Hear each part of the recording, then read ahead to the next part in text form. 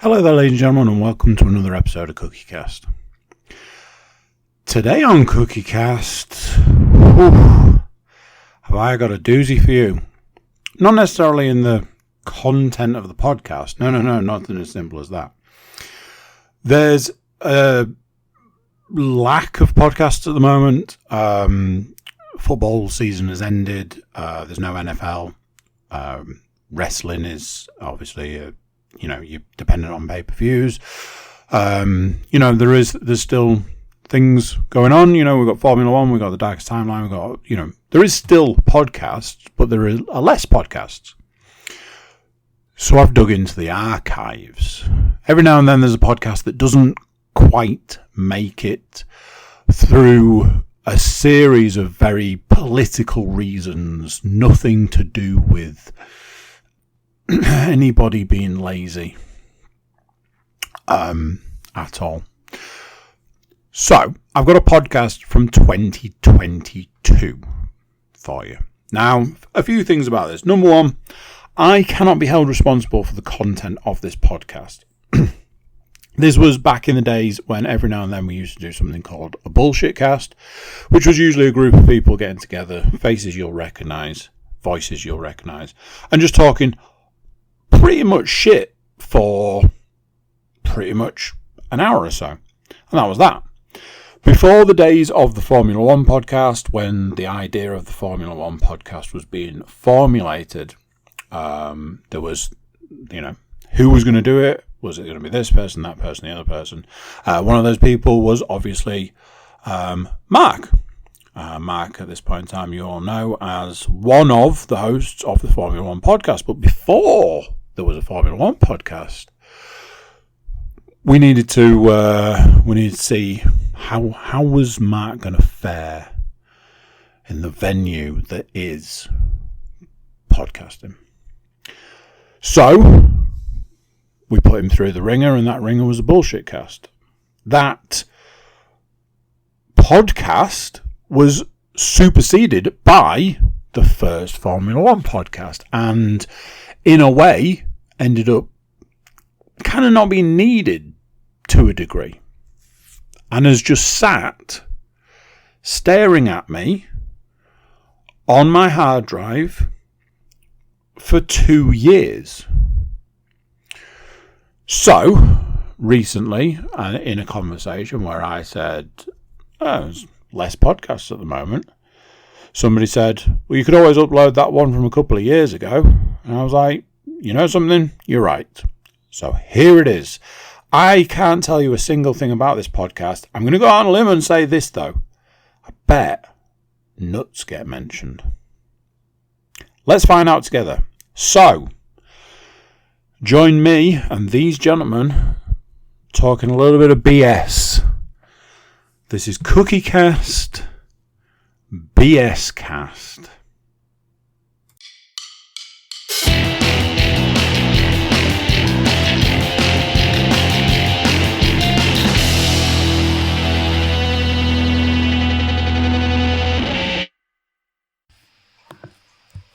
Recording in progress. Indeed it is. So, for you YouTube watchers, it's going to be one of those. Spot the new boy. For you audio listeners, it's just me at the moment, so we should probably do a little bit of a roll call. Going back all the way to the dark early days of the podcast, there was one rule that ran through. And that rule was, if your name, it's what became known as the Candyman rule. If your name was said more than 3 times, you had to come on the podcast. Isn't that right, James Williams? Well, I was just going to say that the exception to that rule is the hater of all things wanky beer, the man himself, James Williams. So the name has been said more times than there's been episodes, yet still has not arrived on the podcast. A name that's been popping up recently is a friend of Stu, Mark, and he's here with us today to tickle his fancy with a bullshit cast, because there's no rules for a bullshit cast. Any listener of the NFL podcast will know that Mark and his good lady wife started picking up some prediction duties towards the back end of the season, we always invite predictions for things that need predicting. We always invite people to come on. It's generally an open invitation. And like I say, if your name gets mentioned more than 3 times, you are contractually obliged. I know there are people out there that have been like, can you take my name off that one so I don't have to, turn up at any point soon. It's Bullshit Cast. And at this point in time, I'm the only one talking. We've got, for you audio listeners, Stu's here, Mark's here, Paul's here. It's not some of our first rodeos when it comes to Bullshit Cast. If you're a new listener, you might need to jump back into the archives and find some of the older Bullshit Casts. If you want to know what is the best nut by a poll of lunatics, or how many times can Andy get it wrong, what's in a box of celebrations, I'd forgotten about that classic. That freaking haunts me, does that one. It's like, how did we, and when I say we, it's the royal, I do obviously, how did I manage to get that one so wrong? It's like, there's like 5 or something. Because we've got a new contestant and some. I mean, I've said it before. I'll say it again. Paul Williams, his entity is in the DNA of the CookieCast podcast. I think at one point in time we worked out that Paul is on the 2nd episode. It's certainly in the early days, and Paul had the first video episode and stuff like that. Stuart Woodmansey, our very own social media icon, and the man that just keeps all the little bits ticking over. If you want to see the way a podcast is run, don't look at this guy. Look at that guy over there. He will keep that ship right. Mark is potentially going to be. Mark is potentially going to be showing us his lovely face moving forwards, but let's get going. So I thought we'd do a little icebreaker, because everybody loves them. Today's icebreaker question, or one of today's icebreaker questions, depending on how many we need, is: when you were growing up, what did you want to be when you grew up? I have asked one of my children this recently and was like, what do you want to be when you grow up? And I was like, I remember when people used to ask me that and the ridiculous answers that I used to give. And I was like, do you know something? That's a good little icebreaker. So, what did you want to be when you grew up? And I'll even break the ice myself by saying I wanted to be an RAF pilot. I wanted to be an Air Force pilot. That was my dream and goal. And there's a very long story that goes with that. But there, I will hand over to somebody else. Let's go to Mr. Williams with his university degrees. Yeah, let's not talk at that thread, because obviously the degree that I've got, I'm definitely using every day in my role at undisclosed location. But strangely enough, when you mentioned the RAF pilot thing, my granddad was actually in the RAF. So he wasn't a pilot, but he was in the RAF. So when I was a kid, I always remember being massively sort of fascinated by trains. So obviously, when I grew up, I was convinced that I wanted to be a train driver. Choo, bitches. Indeed. Now, are we talking a passenger train or like a mail train? I think obviously in my head, it was obviously I will grow up to be the guy who is Thomas the Tank Engine's driver. So you didn't want to be the Fat Controller? He's not called Fat Controller anymore, is he? Can't call him that anymore. Is it Topham Hatt? Sir Topham Hatt. But believe it or not, back in the day, I was actually, I say back in the day, before I hit teens, I was quite a waif and stray of a lad. I was there was nought on me, so to speak. And then teenage years hit, and I've obviously never looked back.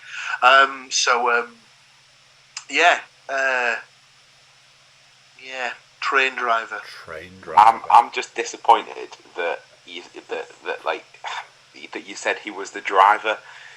Fat controller, Topham hat, whatever you want to call him. He's never going to fit through that carriage door, regardless, is he? So he's never going to be driving that train. I genuinely, I think this question is still the most difficult question you can ask anybody, particularly in this day and age. Because without getting too deep and heavy, I think like back in the day, it was like you did a trade, you were a builder, you were a bin man, you were a whatever. Like now, I genuinely, there's so much choice and like jobs have changed so much. I couldn't tell you. Like even back when I was a kid. I honestly think if you were to ask kids what they want to be when they grow up now, they'll just say famous. Influencer. Yeah. Influencer. That's all they want to be. YouTube personality. I think the one thing that I do remember about like thinking, what do I want to be? It was just generally older, because you spend your entire existence as a child not being able to do all the things that adults can do, and you see that and you're like, oh my god, I want to do this, and then you realise it's a trap. Yeah, exactly it's right. The biggest trap there's ever been. And you get to realise now that like the point that your parents were at the point you're at in your life now, they were probably thinking, we don't know what we're doing either. Like, do you know what I mean? Like, it's just generally the way it is. But I guess obviously you all know me. Everything will always tie back to wrestling at some point, and I never ever wanted to be a wrestler. Do you know something? I was like, it's got Stu will have grown up for all those years, been like, I want to be a wrestler. I want to be a wrestler. Nope. I want to be a wrestler. Nope. Because I was never like massively athletic. I mean, I know obviously you can tell like now like changed, but no, I never had that about me. The one thing that I wanted to do within that environment, I'd be a referee. That was it. I didn't want to be the wrestler. But there you go, ladies and gentlemen. The answer to the question, what did Stu want to be when he grew up, was a zebra. So there you go. I thought you'd got a league on commentator. Or he wanted to work at Foot Locker. So. Oh man, well, cheap shoes, man. Mark. Well, I've got two. The first one I got basically told off when I told my mum and dad this. I wanted to be an ice cream man. Nice. Excellent. I was told to aim higher and don't be so stupid.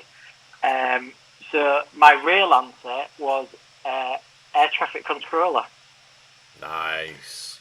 Hang on a minute, we're getting half a squad together here. Andy's going to disappear off in his fighter jet and Mac like wave him in. Is there? Well, I knew I wasn't clever enough to fly the plane, so I could just get it. Don't worry. When I said there was a story, I was like, I'm going to be an RAF pilot. And then somebody told me what you needed to be an RAF pilot. And I went, I'm as dumb as a box of frogs. So I went, I'm going to be an RAF engineer. And it just went like that. It just like every time like something came up, I was like, I'll not do that then, shall I? I'm just not sure why she put me off about being an ice cream man. I mean, they're still going now. They've never been made redundant. Nope. It's a great career. Yeah, that catchy jingle. Yeah, exactly. No. Kids chasing it. No, sorry. No. We all know that when that music plays, it's empty. Oh, that was it. That was the story. Yeah. That's the one. Yeah. That's the rule. The one. So it's to avoid disappointment when all those kids come running up. I'm going, mate. Right. And I mean, obviously, because Mark may or may not live very close by to me, but we have had disappointment down this neck of the woods. We have, because during lockdown, you hear the noise that the one time I had to go back on the music's playing, so it's empty business because it was just we'd reached desperate times. Things were rough. Pick me up. Just needed to happen. I was like, oh my god, it's like some sort of mirage of the ears. No, it's actually an ice cream van coming down our street. So chased it down, by which I mean I went 10 yards off the end of the drive, and got to the ice cream van only to realise it was like a tuck shop on wheels, not an actual ice cream van.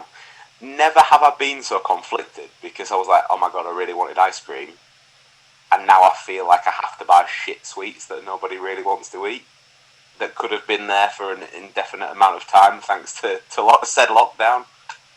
They sell more than sweets on that van, don't they? We know. Well, not to me, they didn't. Now, this was going to be my question, so I don't know if it's just my particular neck of the woods, but look at Andy leaning in. There are particularly unscrupulous people, shall we say, who there were rumours in our area that the goods and services being provided by said sweet, delicious, frozen treat man may have not been for the consumption of minors. Let's put it that way.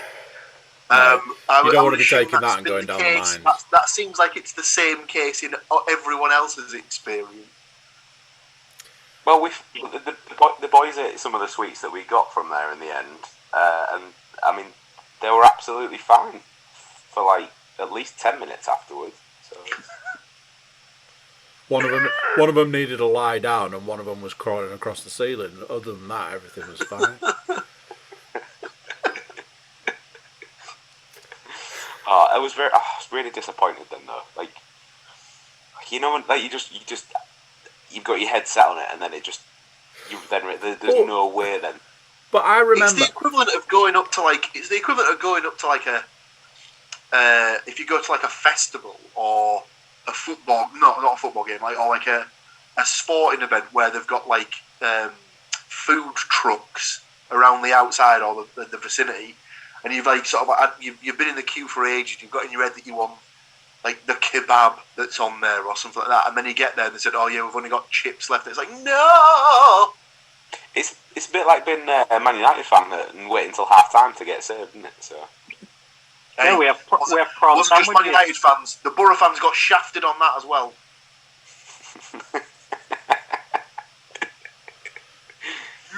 I remember the days of the ice cream man coming, and it was like a military operation.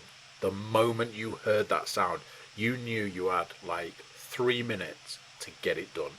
And that was like, you had to go and find a parent, you had to beg, plead, and whatever else. It's always funny, isn't it? Because you had to beg, plead, and whatever else. But it was always, there's a £5, get yourself whatever you want, and get me. Yeah. It was always that one. So it wasn't really a negotiation when it was get me. And then you had to like Stu's saying, like in those days, you had to run like, you know, a half marathon to get to the ice cream van. But you know, if you missed that stop, you were going to have to race to the next one. And you get there and you want $4.99s. You want the raspberry or the strawberry sauce, whatever it is. And then you've got to get them all back, and if it's a hot summer's day, there's going to be trouble somewhere along the lines. Paul. So, I don't know if this was just a location-based thing, but what was your go-to that you would get from the van? No, absolutely. Okay. Would be that I was the ice cream van that I remember would never have like an actual Mr. Whippy like 99. So that was going to be my question. The heathens that had the not Mr. Whippy. It's like, you know, when they like break out the tub of vanilla ice cream and get a scoop and they start like, and you're like, what's this situation? Just use the machine. What is going on here? So my family up in Hartlepool are the complete opposite of that. They'd say that the Whippy is the shit ice cream because it's just full of air, whereas the scoop is just full bore frozen goodness. Well, also, as an aside, and obviously this is only really for sort of Hartlepool based people. But you weren't getting raspberry or strawberry sauce on the top of your ice cream. You were getting monkey's blood. And I'm pretty sure Stu's laughing because he knows the origin of that particular story. I also know the origin of that particular story, and I think that is Mark is cool. also nodding his head, Yeah. so I'm assuming that everybody knows the origin of that story. So obviously, I'm gonna have to explain it for the viewers and the listeners in case they're not aware of this particular story. But people from Hartlepool are affectionately referred to as monkey hangers. That sounds a bit harsh, but when you actually explore the actual reasoning behind that story, it's a perfectly justified tag. I don't know the exact date, but I think it was sometime in the 1700s or something like that. A monkey washed up on the shores of Hartlepool Beach, and the locals, having never seen a monkey before, presumed it was a French spy that had become shipwrecked, and because it couldn't answer any of the questions that the locals had for it, they hung it in the town square. I mean, it's the same amount of body hair as a Frenchman, so it is.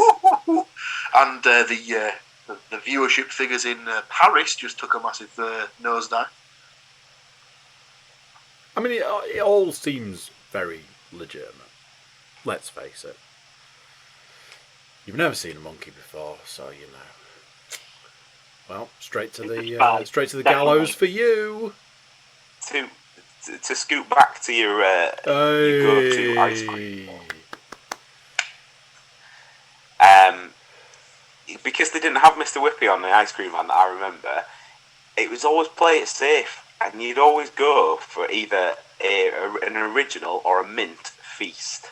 Do you remember those? So that is a solid option.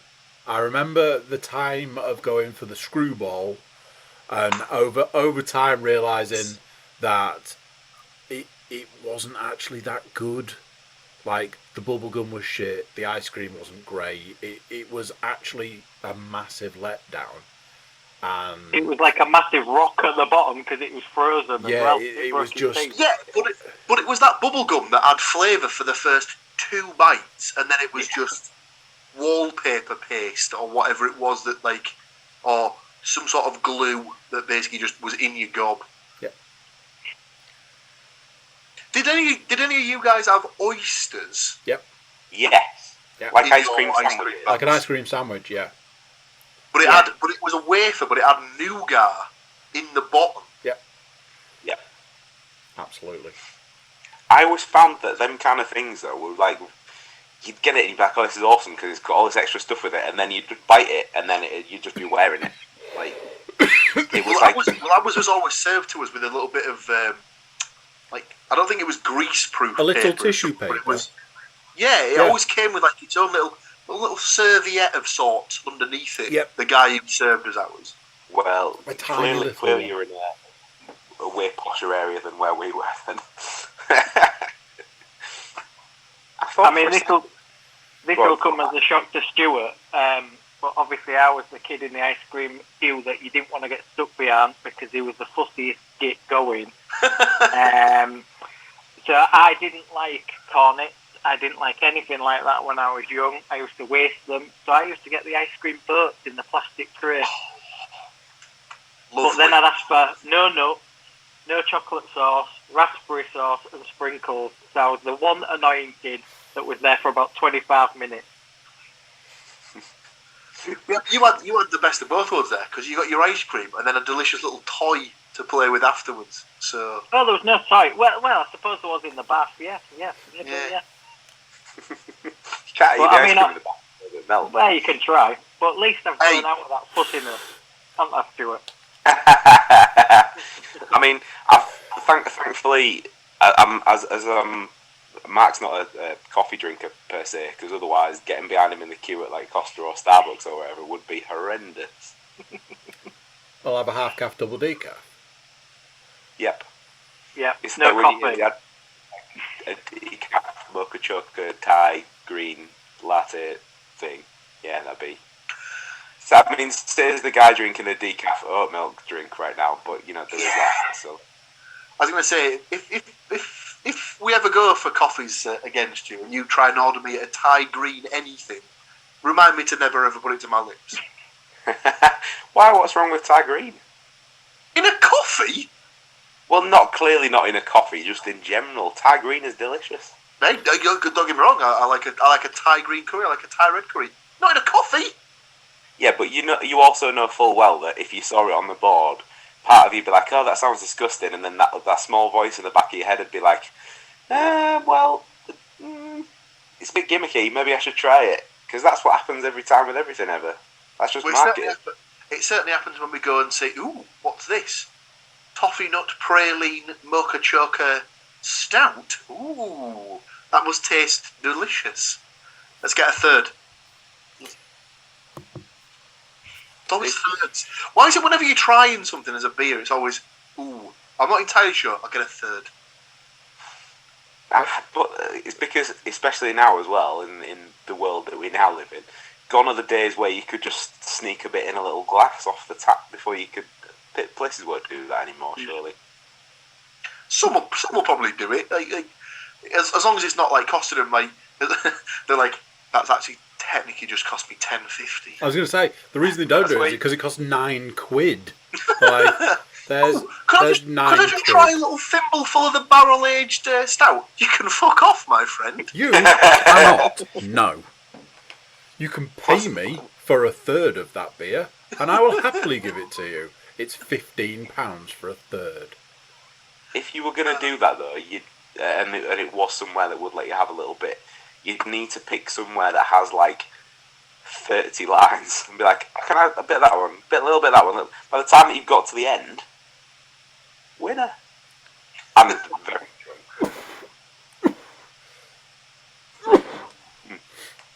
That's what I think. What was I going to say? I know, like, previously, the ranking thing was a thing, but then where do we stand on now we've introduced ice creams to the topic? Do we have to then rip that particular plaster off, or? It's tricky though, isn't it? Because obviously you've got your whippy and then you've got your scoopy. So do you have one ranking for one and another for another? Don't know. And then obviously you've got your pre-packaged ones. Like I'm assuming that you could still get them in your area. Zaps. Yeah. Sort of the toffee, weird, like green and brown and red coloured thing. Were they not a bit like Fabs but different flavoured? Yep. So good. It's one of those things because I would have to then, come out and say, I recently revealed that ice cream is not up there as a top priority for me. Now, don't get me wrong. On a hot summer's day, fair enough. But in a day-to-day, everyday situation, if somebody was like, "Are you having a dessert?" 9 times out of 10 I'd say no anyway. But if it was like, "Do you know something? This is that one time," ice cream is going to be way down on my list. Well, why ruin with dessert? What, you could have a lovely coffee, hey Andrew? Well, this is the thing. This is very much the thing. But if you can picture for a moment an average dessert menu, sure, there's going to be an ice cream on there somewhere, but is it going to be anything in comparison to some of the other delights? Such as if somebody was like, I've got a chocolate gatto out the back, it's got your name written all over it. Maybe a pie, a meringue, a brownie. See, this guy knows where we're going. Sticky toffee pudding. Oh, he's absolutely hit it out of the park there. So when we're talking about this sort of area, and then somebody's like, "Oh, we've got a nice ice cream." It's like, tell you what you can do with your ice cream, but I'll give you a clue. It's probably going to melt. It's that sort of situation. It's like, and I realised recently, in the last few years, that ice cream is not a top priority for me. It serves a purpose at particular times, but I'm not going out of my way for one. Like, Oh, I got some Ben and Jerry's. Good for you, love. That sounds wonderful. You enjoy that.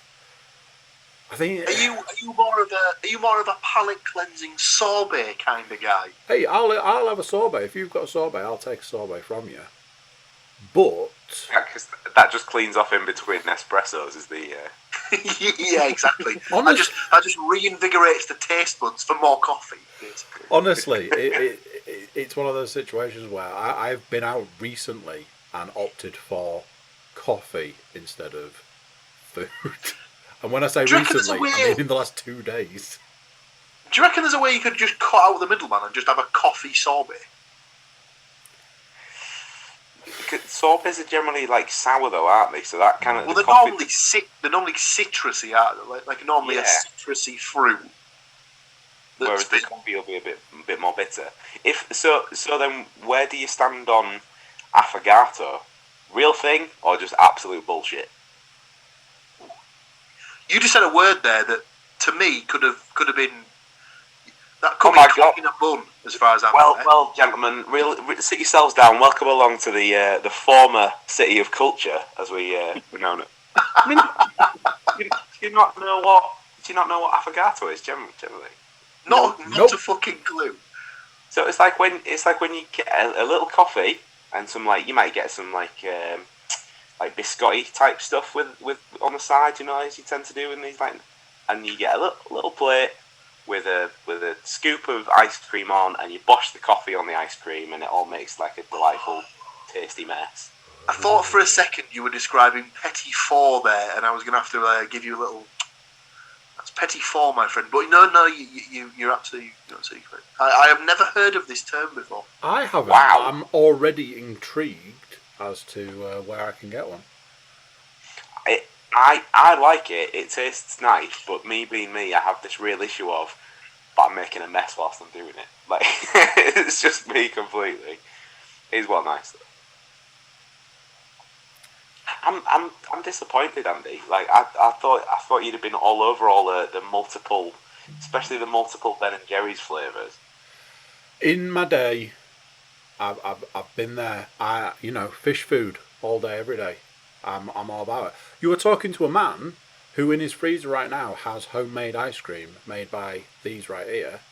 I make my own ice cream. Kids love it. I rarely dip into it myself. But yeah, make my own ice cream, and it's better than you get in the shops. But I realised I reached a point in my life where I realised, you know what? It's time to let ice cream go as an option. I don't feel it's a viable option. So where do you stand on hot chocolate brownie and hot sticky toffee pudding and cold ice cream on the same plate? I am a man who will take a cold custard. I am a man. And this is why we are friends. Who will take a cold custard. I'll take your hand off if you've got a cold custard. Especially if it's like what's in the carton? What's that one? Ambrosia. If you've got an ambrosia in the fridge right now and you've got a hot dessert, get that open. Get as much on as you like. No. I don't want to be able to see the dessert until I go digging in for it. Oh no. I'm with you. Jam roly-poly in custard, but the custard's got to be hot, not cold. I'll take it cold, thanks. Yeah, we've hit the point where we've got a perfect 50-50 split. But on my screen, it's the corners that agree with each other. So I'll take that all day long. Yeah. That's lovely from an OCD perspective. It's beautiful. So the hot custard brigade versus the cold custard brigade. That sounds a little bit. On my screen, the cold custard brigade are at the top, which is exactly where we should be. Is all. I see. At this point in time, we will need to take some sort of break. So, stick with us, if you will, to find out which custard is the best. Is it cold or hot? We will be back momentarily. Recording in progress. Sounds about right to me. So, there was a mention of custard, and whenever custard comes up, I immediately, which is weird, but we'll get to that, immediately enter into the donut realm. And it's one of those things, not a massive custard donut fan. Not like, again, in a situation where a ranking system came into play, if custard donut was on the list, it's going way downtown. Can we just all agree here and now, jam donut is the best? Yeah. No. Are we talking? It was a rhetorical question, Stu. We don't need to debate. It was, can we just agree? Yeah. No, we can't. This is not true. Are we talking supermarket donuts? Yeah. Because again, yes. For the YouTube viewers, it may surprise you to know, looking like this, that I do like a donut or two. But for whatever reason, I cannot get on board with supermarket donuts because, like, having the sugar on the outside like they do makes me feel like I'm eating a bag of grit that they throw on the street when it's cold. I hate it. I cannot stand the grainy crapness on the outside. If it was just a sweetish kind of bread with a jam in the middle, I'd probably be alright with that. What about the ones that use the powdered sugar rather than the granulated sugar? I don't know if I've ever had one of them from the supermarket that have had that. Hang on a second. So are you trying to tell me that as a kid, as a part of a birthday party, you never played the game of, right, everyone has to eat a jam donut, and the last person to lick their lips wins? Yeah, love it. Never played that game. Never. Definitely just a York thing then. Oh my god.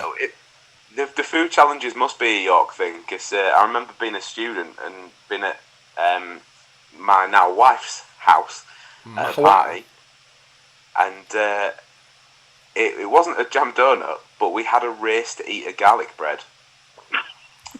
That was weird. Yeah. How big was this garlic bread? And why wasn't I invited, you slag? The cylindrical rather than a pizza style. So it was a baguette. Yeah. So obviously, like, teeth breakers as well, and they're slightly overcooked, and they cost you all of about 12 pence from Tesco. Yeah. And I have no recollection of what the race was for. I'm pretty sure there was a prize. I don't think getting married was part of the bargain, but that's what happened in the end anyway. Maybe that was the prize. I mean, maybe it was a punishment for Sarah. Who knows? But I remember being slightly less drunk than possibly some of the other people doing it, and then I don't know if I've ever said this out loud, but may have cheated slightly. So all I'm going to say about that is that the final piece of garlic bread would not flush down that fucking toilet, and I got busted that way. So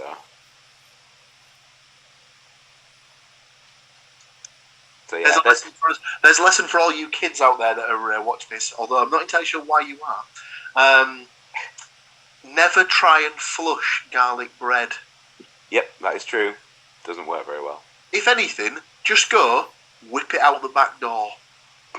And the garlic bread. Or, if there's a big inoffensive plant pot there, straight in that soil. Do you know what, right? This is leading nicely onto another memory that's just popped up into my head. If Paul's talking about flinging food, I mean, he is the man to go to if you have a 3-day-old pork pie that's been sat out in the warm. Leeds Fest. Oh, but I remember that. Oh my god, you weren't that bad. We had the cooler that wasn't cool anymore because we'd been and filled it up. The oven. We'd been and filled it up with things on Thursday night, and this was now like Sunday morning. And for whatever reason, Thursday night felt like a good idea to buy a pork pie that never got eaten. So then, fast forward through to the Sunday morning, then what became a one-man discus tournament as far into the campsite as it could possibly go. I cannot remember that at all. Oh God, I feel terrible. We probably landed on some some poor guy's bonds. He's probably trying to take a shit or something like that. I mean, it could be worse. At least we didn't set anybody's tent on fire, so there is. Well, yeah, that is true. Anyway, sorry. I feel like I got sidetracked then with my discus pork pie. So hang on a second. So the idea was that we're talking. You went. So we started with. We ended up with custard, and then we went from custard to custard-filled donuts. Yeah. You were trying to tell us all that jam donuts jam's the best filling for a donut. There was a point in time where I don't know for a fact. I had to move away from the donuts because but there was a point in time where I remember you could lay your hands on a chocolate donut. Now that was up there. I'm not saying it's going to topple the king, i.e. the jam donut, but it could, sit a close second. It's like I say, once you start hitting that custard area. But the problem is that there's such a donut out there called the Boston cream donut. Yes, that man.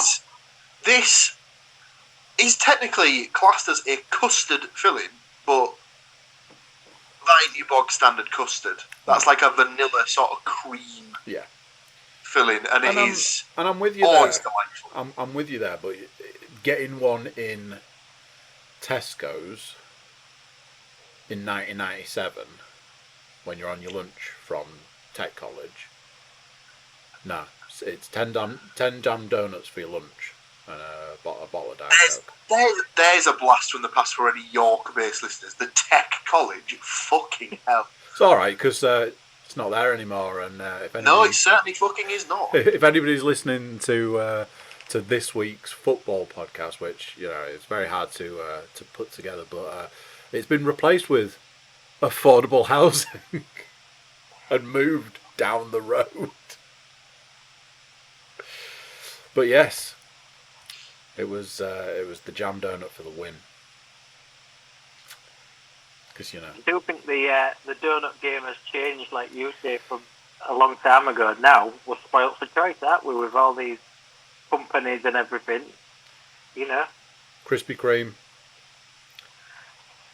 Yeah. Tim Hortons. Dirty donut. That's a good one. Tim Hortons. Dunkin'. Yeah. In York we have Dough, which has 2 locations now. There is an ongoing battle in the Cookie Cast Towers between myself and the stats mistress because she swears by them and I swear at her when she suggests getting them. Do you want a donut that tastes like the fat that they make fish and chips in? Because if you do, wait a second. Can you hear that? Can you hear that?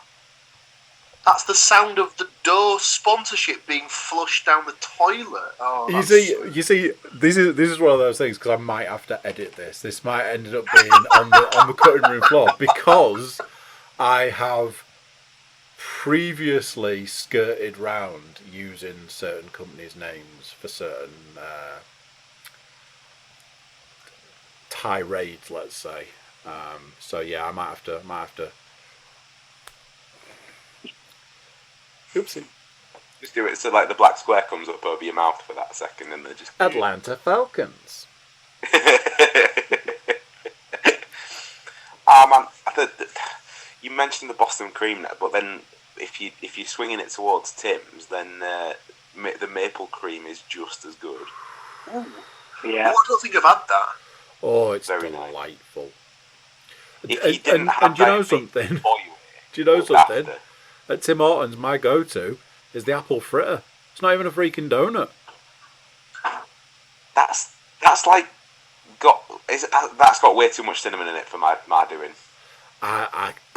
It's kind of what does it for me. It's a little bit like, ooh. But yeah, it's not even a donut. It's my go-to. I'm like, apple fritter, please. I obviously clearly like the Tim Hortons, But it does aggravate me a little bit that they're like, oh, you want this thing that we're going to call birthday cake donut? Who the fuck has cinnamon in a birthday cake normally? So why the hell is it in the bloody thing? Just ruined. Just ruined. Did you hear that? That's the Bye, Tim Hortons. bye, Timmy. Bye, Timmy. I mean, they can absolutely sponsor the podcast on the basis of that we've got at least half a tub of the white chocolate, hot chocolate powder in the cupboard, and at least 1.5 tubs of the French vanilla powder in the cupboard. The French vanilla stuff is like crack for adults because it's just insane. I don't know what you're talking about, Stu. On my side, next to the kettle, there is 3 bags of Tim Hortons coffee, and if ever I leave the house and need to take a coffee to go, it will always be in my Tim Hortons travel coffee cup. So yeah, if they want to sponsor the podcast, we're not gonna send them packing, are we? I started to dabble a bit with the French vanilla this week in terms of we just had the powder straight up, but the last time I went to actual Tim's, not quite like that. That came out wrong. Anytime I hear the word dabble, I'm like,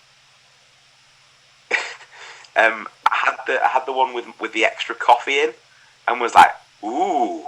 So now I've been making a little bit of a cheeky French vanilla at home, and then just dropping a double espresso in it just to balance it out. Very nice. Just to balance it out. Just take the edge off. Jesus Christ. Double espresso for colour. It is amazing because then not only do you get the sugar rush, but then by the time the caffeine hits you, like you know that in about an hour from that point, you're going to need a snooze. We're back to the point where Matt used to order a double. Oh no, it was like was it a tall Americano with an extra shot of espresso, which he then worked out meant he was having basically 5 espressos on a morning or something like that. When I used to go to Nero's, when we were based out of town, when I used to go to Nero's on a it was like Tuesday or something, because a particular unknown phone company used to give you a free coffee from Nero's. I used to do like a Nero's run, and podcast alum Thomas Quinn would ask for an Americano with an extra shot, and they'd always go, it's 4 shots of coffee anyway. Like, yeah, I do. Yeah, he's realised that he's got to go back to work for another 2 hours this afternoon, so he needed to get through the first hour. At which point he stood there in the queue going, no, he's already Spider-Man'd up walls at this point, so he's already way up there. So Mark, are you not a coffee drinker? Not all. I've tried it. I mean, I say I've tried it. I've tried a little bit. He went near it when someone made one. Yeah, I went near it, smelt it, fainted. No, I just doesn't interest me. I've tried to like milk it up. I've tried cappuccino. I just can't entertain it at all. You don't drink the tea, do you? Yeah, but I also have the Yorkshire tea jam on toast tea as well. I'm one of them. And on that note, everyone, goodbye. It's been nice having you, Mark. I don't want to promise anything. Get your people to call our people, and no, there is a constant battle in this house of one of the members is a tea drinker, and the other, is me, and nobody knows about. I had a conversation with somebody who at this point in time will remain nameless, who said to me in the last week that they needed to curb their coffee drinking, so they've switched to decaf.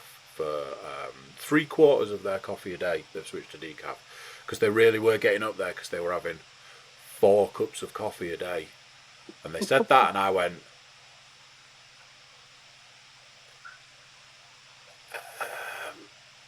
is that bad? Because that sounds like 10 o'clock to me.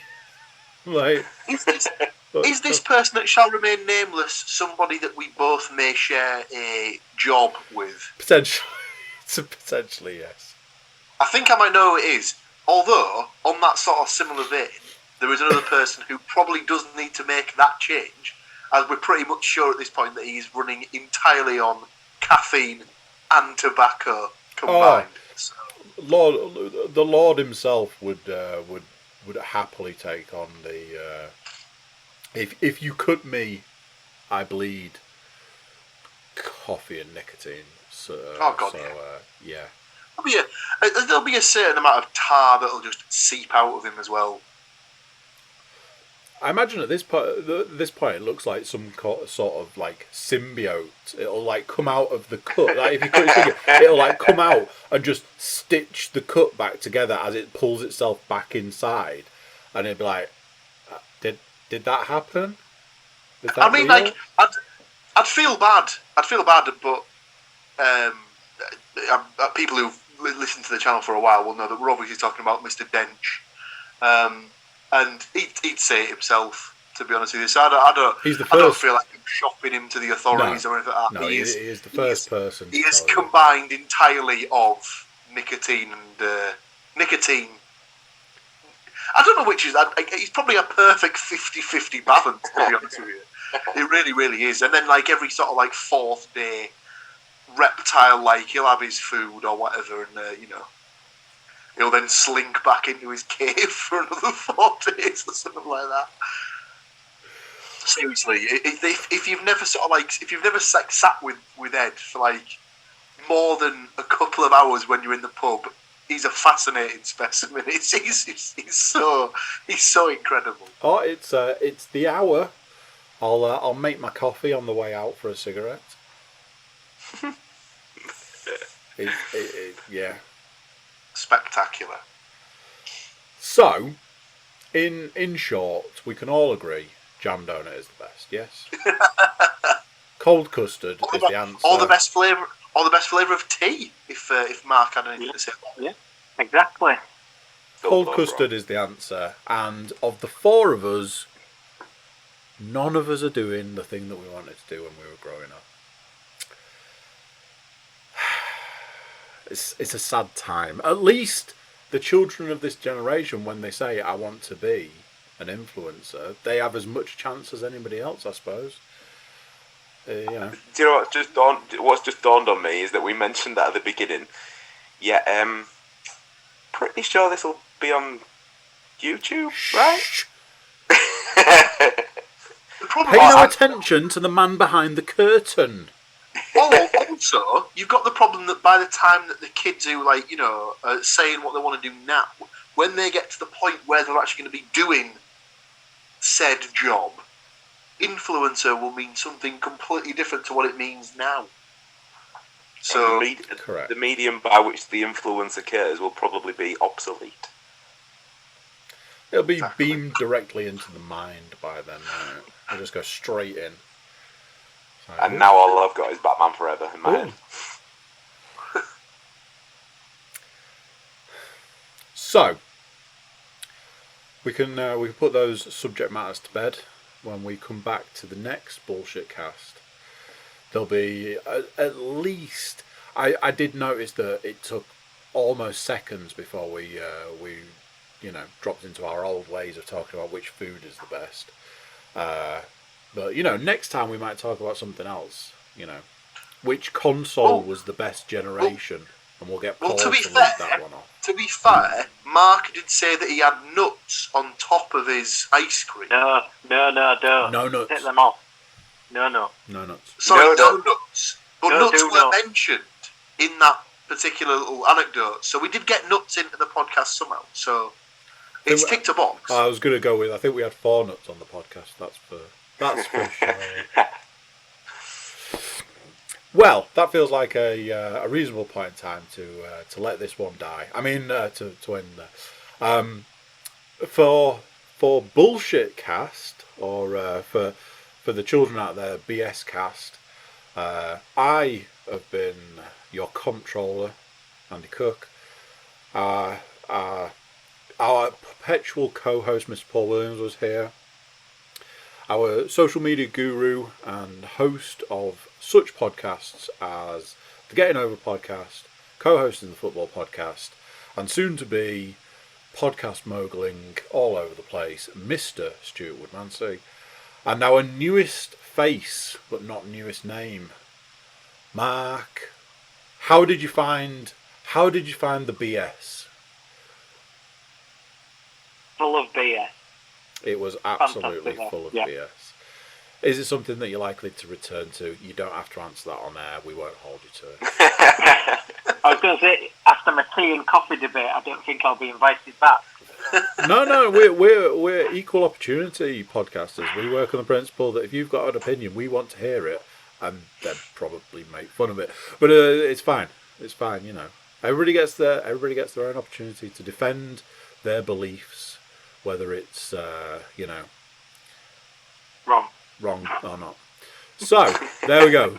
Thank you all for tuning into this. What we're hoping is going to be a relaunch of the BScast. It never went away. It just, life got in the way. But maybe we're back. We shall see. Thank you all, gentlemen. Thank you to you lovely people for watching and listening. And we will catch you next time. Bye-bye. Well, there we go. That was that. That was the podcast that was from 2 years ago. How things have changed or not. Thank you very much for taking the time to give this one a spin. What did you think? Do you want to see more of these? It's a concept that we enjoyed for quite some time, and then the podcasting world got busy. But fond memories and all that. Let us know in the comments. You can do that by like, share, subscribe, and comment. Like I say, comment. Leave a review. If you like this and you want more, review it. Check out the website, thecookiecast.com. There we've got social media links and an email button. That way you can get in touch with us. That is it for this one. And there we go. Thanks for listening. Thanks for watching. Thanks for being here. And until next time, I'm going to say bye, and I'll see you then. How awesome is that? So awesome. You gotta like, share and subscribe.